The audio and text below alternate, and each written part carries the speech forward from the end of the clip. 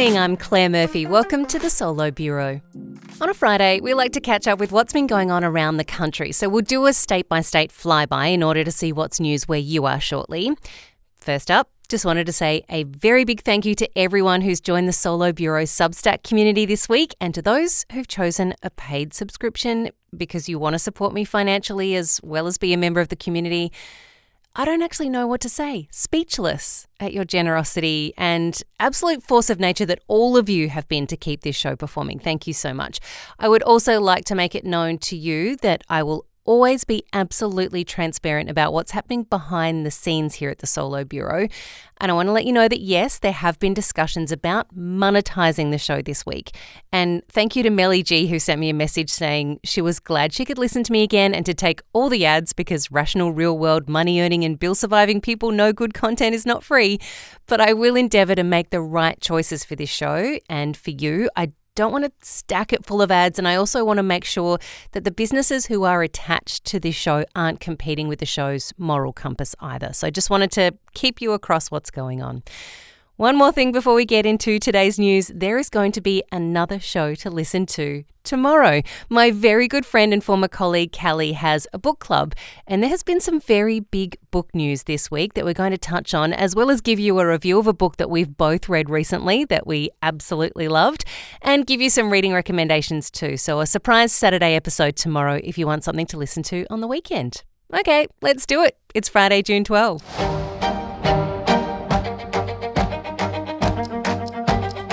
State and Territory disability ministers have come together in a joint statement to voice concerns over the impending cuts to NDIS funding.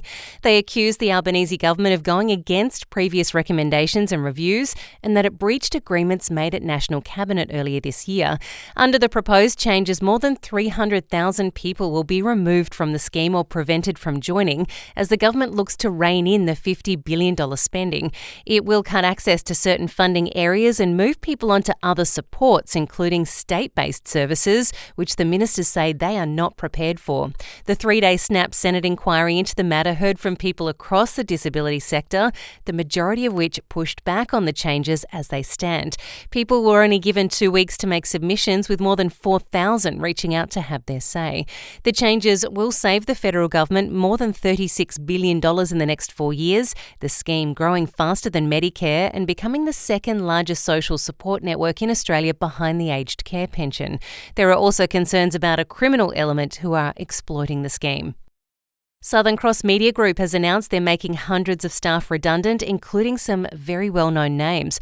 The group that owns publications including the West Australian, radio network Southern Cross Austereo and Channel 7 have announced a profit downgrade due to market conditions deteriorating materially, saying they'll have to let go between 250 and 300 full-time staff, with newsreader Natasha Belling and veteran journo Chris Marr reportedly on the chopping block.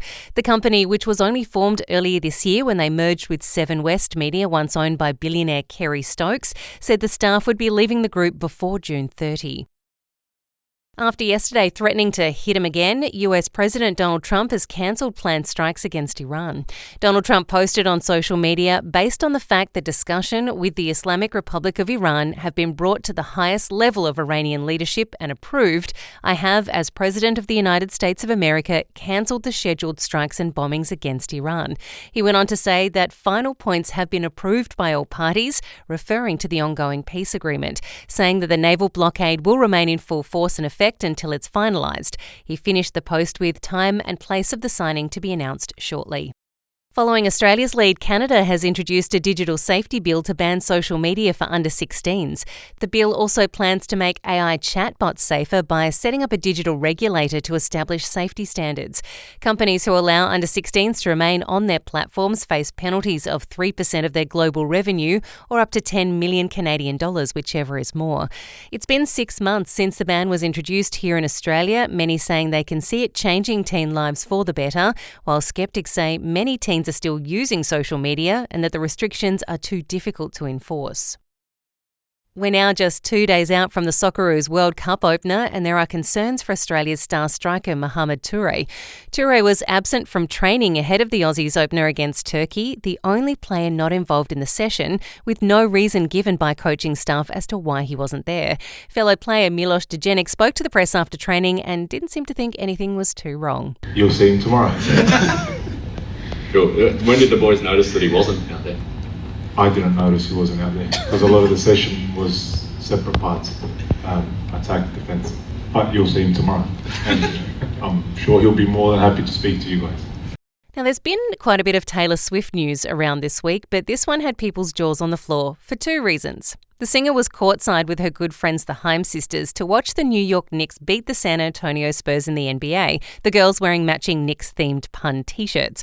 While she was having a great time, just a few rows back, her musical nemesis, Scooter Braun, who bought her masters back in 2019 before she was given the opportunity to own them herself, sat with his girlfriend Sydney Sweeney. And while the crowd wondered if she even knew that he was there, it was what happened after the game that had everyone talking. Swift was walking through the crowd when she ran into Kylie Jenner. The pair hugged and exclaimed how crazy the game was, the Knicks winning by just a couple of points. Swift famously has beef with Kylie's sister Kim, the Kardashian believed to be the inspiration behind her Reputation album. That's the latest stories from overnight. Next, we whip around the country to find out what's been going down in your state or territory this week.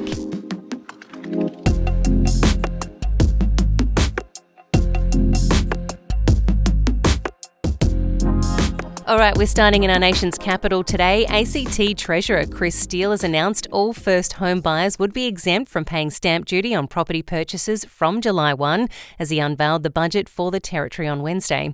The move is part of ACT Labor's 20-year plan to abolish the tax and replace it with higher property rates. Stamp duty on property transactions has long been regarded by economists as one of the most inefficient taxes that exist in Australia, but efforts to remove it outside of the ACT have proven less successful. The former New South Wales Perrottet Coalition government attempted to begin a transition from stamp duty to land tax back in 2022, but the attempt to reform was extinguished by Labor after they won the 2023 election. There's a Tasmanian devil on the loose after it escaped from its enclosure at a local wildlife park on the Gold Coast. Mary has now been missing for more than a week after what the Gold Coast Park staff called an abnormally large leap saw her escape Paradise Country Wildlife Park last Tuesday. Despite efforts from a crew of 20 searchers and even sniffer dogs and drones, Mary has still not been located. She was spotted on a homeowner security camera roughly 2 kilometres from the park on Sunday, the park staff calling on anyone who might have spotted her to let them know so they can keep track of her movements and hope that traps they've set out in an area adjacent to Saltwater Creek Reserve will lure her in. Also, Queenslanders, if you saw a streak of light across the night sky on Tuesday, it is not an alien invasion. It was a rocket that was launched from a Chinese satellite centre and it wasn't on fire. It was just lit up from the sun that high above the Earth, despite it being night on the ground, and it was letting off some excess gas. Gather Round, the AFL's event that brings teams from around the country into the one place for one round each year, is staying in South Australia. Premier Peter Malinauskas had been lobbying the league to keep the round based in SA, thanking them for cementing the state as the home of one of the nation's premier sporting events. He announced the decision with a video where he has a bunch of kids all wearing each AFL team's guernsey, running through a banner saying, "Gather Round to stay in SA." Are you guys going to run through a banner? Yeah! Are you excited to do that? Yeah! Tasmanians buying their first home are in a mad scramble to get settlement done before the end of the month as the state's free stamp duty scheme comes to a close. The Tasmanian government shared equity scheme My Home was legislated 2 years ago with an end date deadline of June 30, 2026. State Treasurer Erica Betts says the government had made no indication they would be extending the scheme. But real estate agents have reported that settlement using the My Home scheme was causing delays, and with the money only being released according to the settlement date and not the contract date, there could be a lot of Tasmanians who think they're safe due to having signed on the dotted line, who will then face a bill in the tens of thousands to cover the unexpected cost if they pass the cutoff. Also, if you're in Tassie or planning a trip there this week, Dark Mofo kicked off yesterday, but if you were hoping to grab a ticket to the very chilly nude solstice swim, you're fresh out of luck. They're already sold out. The Northern Territory's Attorney General says new bail laws are working and that the crime rate in the top end is trending down. The changes to the laws were brought in back in April after 71-year-old Linford Fick was stabbed to death in his Darwin supermarket, allegedly attacked by an 18-year-old that he'd confronted about shoplifting who was on bail at the time. The Chief Minister recalled Parliament to pass the laws, introducing a legal principle that requires judges to be satisfied that an alleged offender will not be a risk to public safety when released on bail. Attorney General Marie-Claire Boothby says police data shows property crime and crimes against the person, like assaults, are trending down, while prison numbers have increased, proving the legislation is working. Over west, and a man has died after contracting Murray Valley encephalitis while travelling in the Kimberley region. With tourists flocking to the region to escape the colder winter months, people are being urged to take extra precautions and protect against mosquito bites, with the wet season in northern WA the highest risk time for people to catch mosquito-borne viruses. And there's another really beautiful story coming out of Perth this week, that a terminally ill man won a share of the $6 million lotto jackpot last weekend, giving him the chance to see out his precious last days seeing family and ticking things off his bucket list.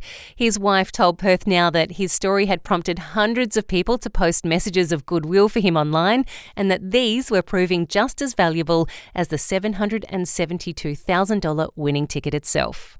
A 55-year-old former Victorian police officer has been sentenced to 6 months behind bars for harassing a woman on social media. Craig Lynham was initially also charged with stalking his victim, Sarah Baker, who runs a feminist Facebook page, but that charge was dropped when he pleaded guilty to a charge of menace. Ms. Baker provided 450 pages of screenshots of the alleged harassment to the police that included threats that he could find out where she lived, called on others to also abuse her, and made sexual remarks towards her. The judge called it an extremely serious example of this offence. When Lynham is released, he'll be subject to a 12-month order that requires him to undertake community service and undergo mental health treatment. Finally, in New South Wales, former federal Labor leader and One Nation New South Wales MP Mark Latham has lost his appeal against a ruling that ordered him to pay $140,000 to independent MP Alex Greenwich. In 2024, Latham was deemed to have defamed Greenwich in a tweet that was homophobic in nature, describing him as someone who engages in disgusting sexual activities.